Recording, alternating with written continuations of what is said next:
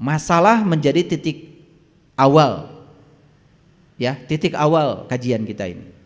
Jadi base problem, itu problem kita.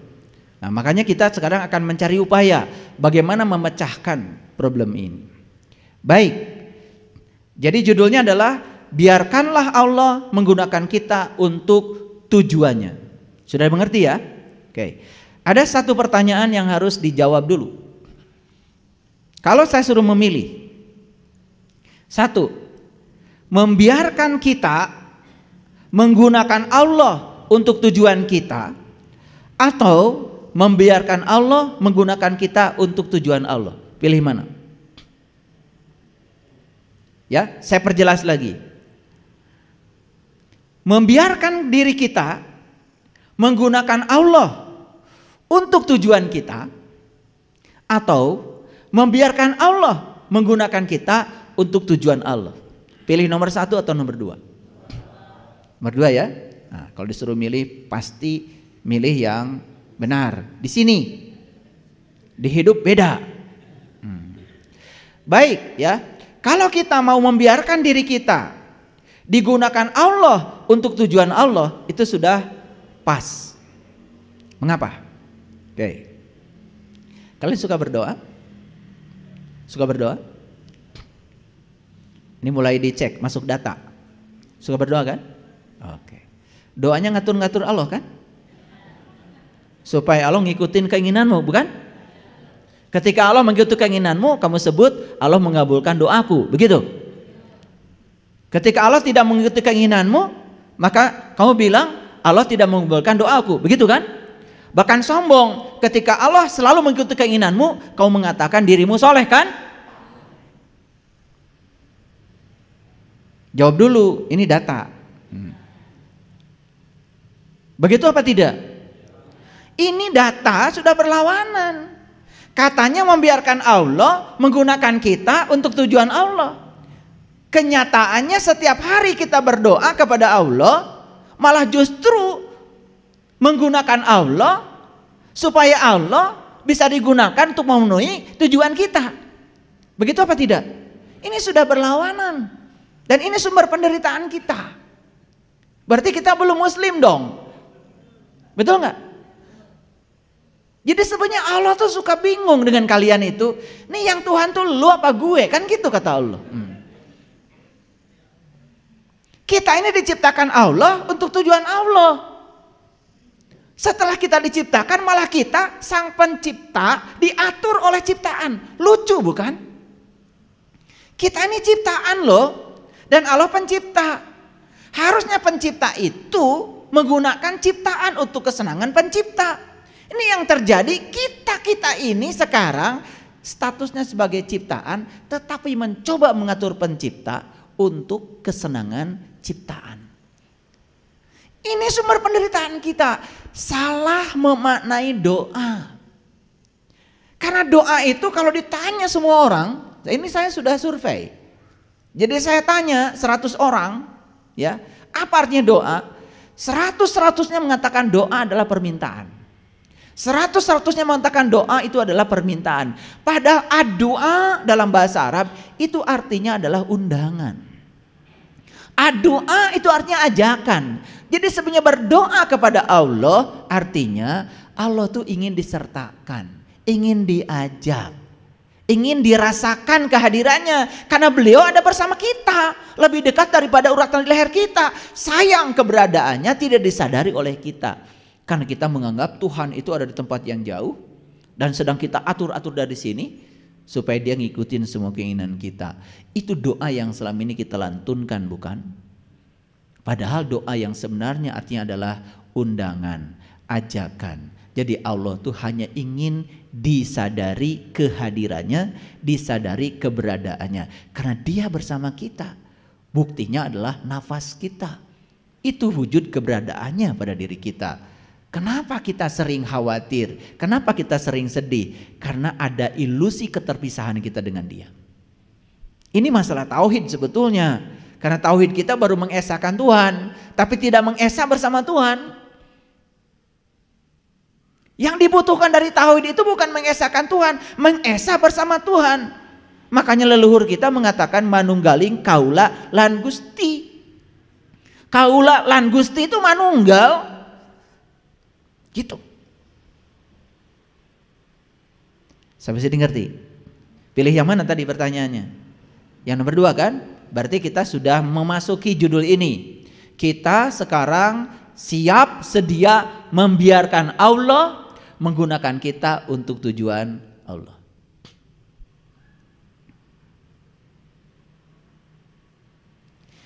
Kita mesti berjuang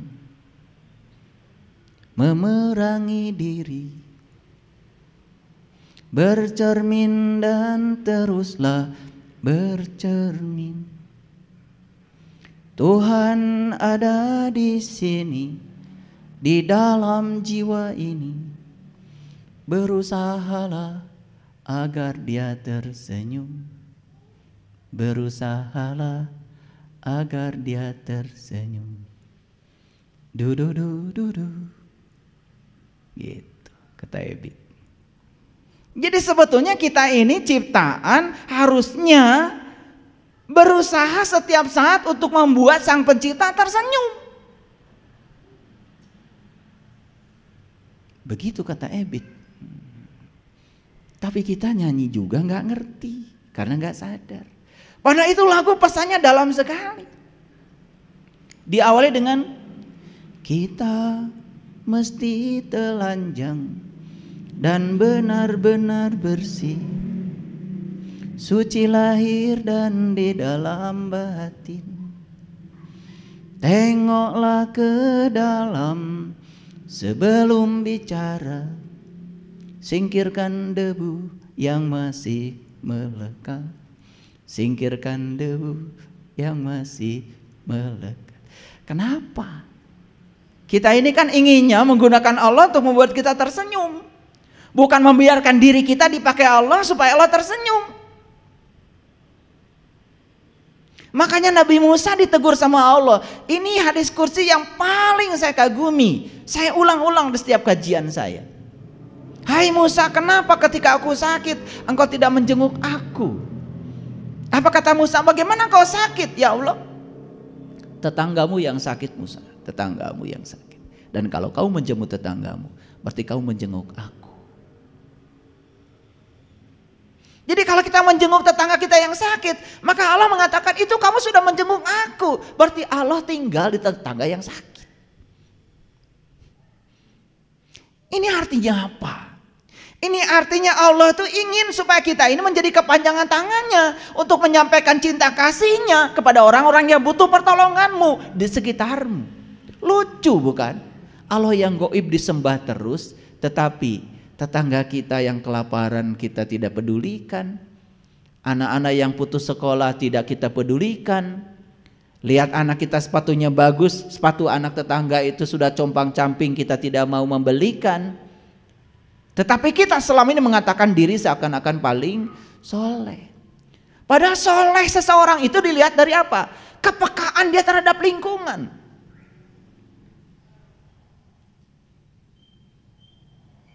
Malam-malam saya lewat jalan apa itu Profesor Sutami itu, yang Setrasari itu. Ada orang pikul sapu, jualan sapu lidi malam-malam. Itu udah di atas jam 10 malam. Hujan rintik-rintik. Dan ternyata orang ini cacat kakinya. Jadi kakinya tuh sebelah digusur, mana memikul sapu lidi sebanyak itu. Malam-malam. Itu sulit untuk berhenti mobil di situ. Dan saya cari tempat untuk memarkirkan mobil saya. Saya belok dulu ke Jalan Sukahaji, saya taruh di situ. Kemudian saya samperin. Ya udah, saya kasih uang.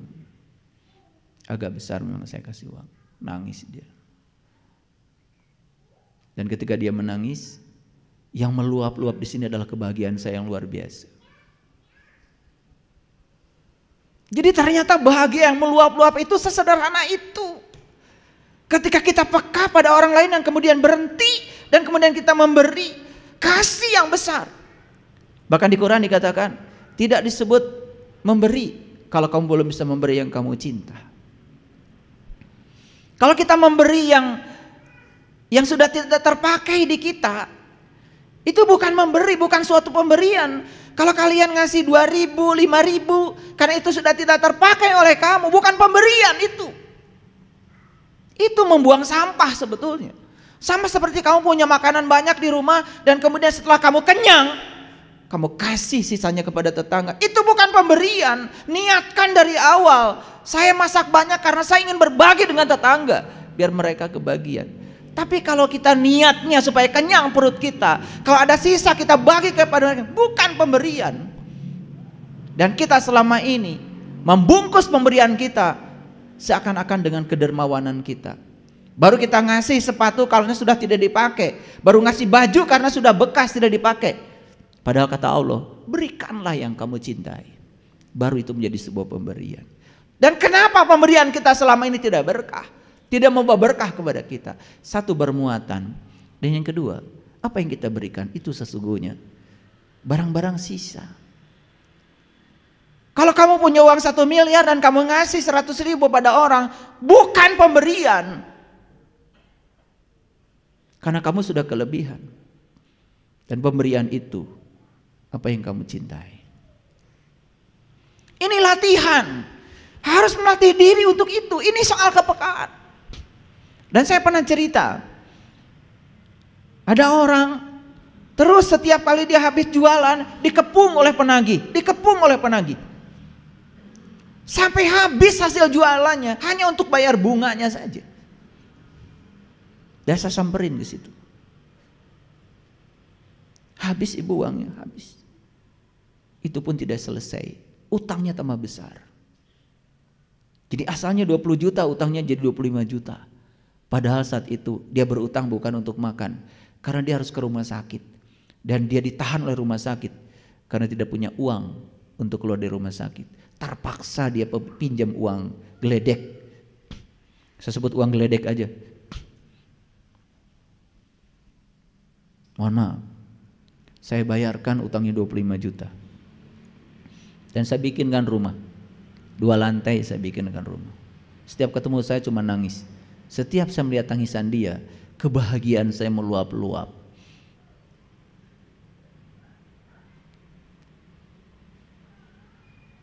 Makanya pemberian yang luar biasa yang dinilai oleh Allah adalah kamu tetap memberi walaupun saat itu kamu susah.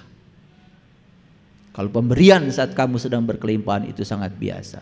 Tapi kamu bisa memberi walaupun kamu susah. Di situ nilai pemberian itu yang sangat luar biasa. Saya membangunkan rumah dia bukan karena saya sudah berkelimpahan, tetapi karena saya melihat dia lebih butuh daripada saya. Itu saja. Dan agama itu praktek, bukan hanya teori. Mohon maaf, saya didatangi Pak Lurah, dan Pak Lurah mengatakan, saya percaya katanya dengan ceramah-ceramahnya Anda. Bilang sama saya, karena Anda sudah mempraktekkan apa yang Anda ceramahkan. Dan sekarang Pak Lurahnya setiap hari nonton YouTube saya. Karena saya tidak menganjurkan orang berbuat baik, tapi saya memberi contoh bagaimana berbuat baik. Menganjurkan orang lain berbuat baik itu sangat mudah, tapi memberi contoh kebaikan itu yang kurang sekarang ini. Tidak ada keteladanan, tidak ada energi. Pertanyaan saya selanjutnya, tolong dijawab. Siapa yang berhak merumuskan tujuan hidup manusia? Manusia atau Allah? Siapa? Siapa yang berhak merumuskan tujuan hidup? Manusia atau Allah? Masih bingung. Manusia atau Allah? Kalau gitu saya kasih contoh dulu. Ada orang bikin laptop. Berarti laptop ini ciptaan. Si pembuat laptop sang pencipta. Yang bisa merumuskan tujuan laptop ini dibuat siapa? Laptop atau pencipta laptop? Pencipta, jelas. Gak mungkin laptop merumuskan tujuan dia. Jadi yang berhak merumuskan tujuan hidupnya manusia, itu manusia atau Allah? Allah, setuju? Kita direncanakan Allah datang di sini. Kita ini akan menjalankan misinya Allah datang di sini. Tapi apa yang terjadi? Sampai di sini kita membuat rumusan-rumusan tujuan hidup baru yang berbeda dengan rumusan tujuan hidup yang Allah bikin. Itulah yang terjadi, tabrakan rumusan tujuan hidupmu dengan rumusan tujuan Allah. Makanya kamu setiap hari hanya protes, menolak, tidak bisa menerima kenyataan yang terjadi. Padahal kata Allah, apa yang kamu sebut buruk, siapa tahu itu baik bagimu. Dan apa yang kamu sebut baik, malah siapa tahu itu buruk bagimu. Dia yang maha tahu akan memilihkan yang terbaik buat kita. Cuman kita masih terjebak oleh pikiran kita yang dangkal. Ini sumber penderitaan semua manusia. Di sini tabrakan tujuan. Jadi makanya kita kembalikan sekarang. Mari kita tanya sama Allah. Ya Allah, kalau begitu apa tujuan Engkau menciptakan aku? Untuk apa aku dihadirkan di sini? Itu harus ketemu jawabannya. Begitu ketemu jawabannya kita praktekkan. Percayalah sama saya. Berkah semesta akan mengalir tanpa batas.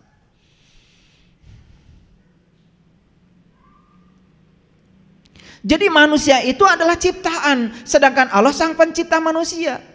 Siapa yang paling tahu tujuan manusia diciptakan? Bukankah Allah? Yuk sekarang saya tanya, Bapak Ibu, lihat di cermin, pandang tubuhmu. Kenapa Allah menciptakan mata saya dan diletakkan di sini? Kenapa menciptakan telinga saya bentuknya seperti ini dan kenapa diletakkan di sini? Dan kenapa jarak mata dengan telinga itu seperti ini? Dan kenapa di sini disediakan anak telinga? Kenapa bentuk telinga seperti ini? Rabbana ma khalaqta hada. Tidak mungkin ada satu ciptaannya yang tidak direncanakan. Pertanyaan selanjutnya, apakah benar kita selama ini menggunakan tubuh kita sesuai dengan tujuan Allah menciptakan tubuh kita? Kenapa Allah menciptakan tangan kita 5 jari? Kenapa jari yang ini, ibu jari, jauh jaraknya dengan telunjuk? Kenapa tidak sama panjang? Pernah menemukan jawaban ini? Saya pastikan kalian baru lihat tubuh fisik saja, belum menemukan jawaban. Kalian akan menggunakan tubuh kalian semau kalian. Itu juga sumber penderitaan. Akibatnya kita tidak bisa menggunakan tubuh ini untuk membuat Allah tersenyum. Padahal kata Ebit, berusahalah agar dia tersenyum. Berusahalah agar dia tersenyum.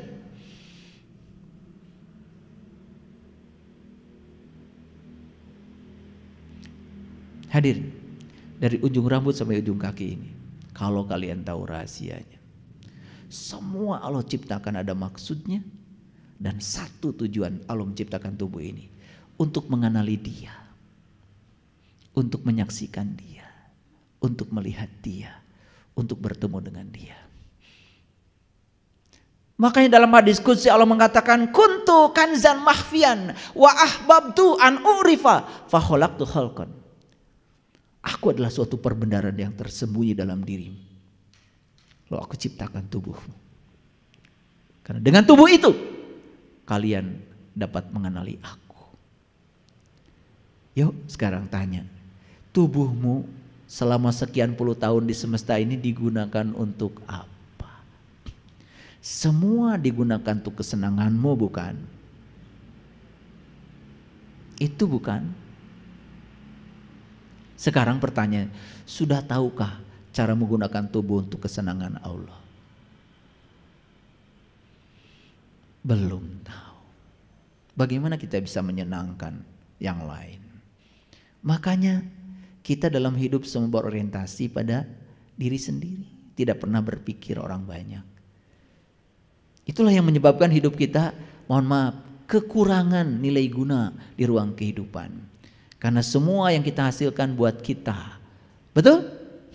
Tidak pernah memikirkan orang lain. Makanya ciri manusia paripurna dalam rumusan orang Sunda itu kan ada 6. 1, nulung kanu butuh. 2 nalang kanu susah, 3 ngahudangkeun kanu sare, 4 nyaangan kanu poekeun, 5 nepak kanu poho, 6 nganter kanu keung. Itu rumusan manusia paripurna. Kalau saya menyebutnya itu rukun imannya leluhur kita. Keren sebetulnya. Dan Quran 30 juz itu sudah terangkum di 6 itu sebetulnya. Bagaimana orang tua kita membuat rumusan yang keren. Tapi berapa banyak anak-anak sekarang, anak-anak muda sekarang ini mau memperhatikan pesan leluhur yang begitu luar biasa itu. Subhanallah.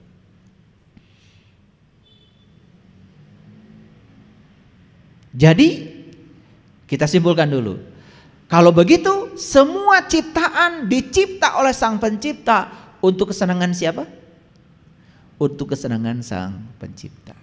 Jadi sekarang gimana caranya kita menggunakan semua berkah dari Sang Pencipta itu untuk kesenangan Dia? Oke? Mulai dari mana? Mulai dari mempertanyakan, untuk apa aku ada di sini? Kenapa tubuhku begini? Kenapa tubuhku beda dengan tubuh gajah? Kenapa tubuhku beda dengan tubuh kambing? Itu kalau pertanyaan itu dianggap konyol orang biasa. Tapi kalau orang yang luar biasa mempertanyakan itu, dia akan menemukan jawabannya.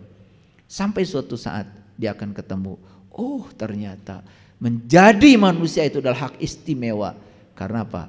Hanya dengan tubuh ini kita bisa mengantarkan sang jiwa untuk pulang memenuhi ayat Inna lillahi wa inna ilaihi raji'un. Itu singkat penak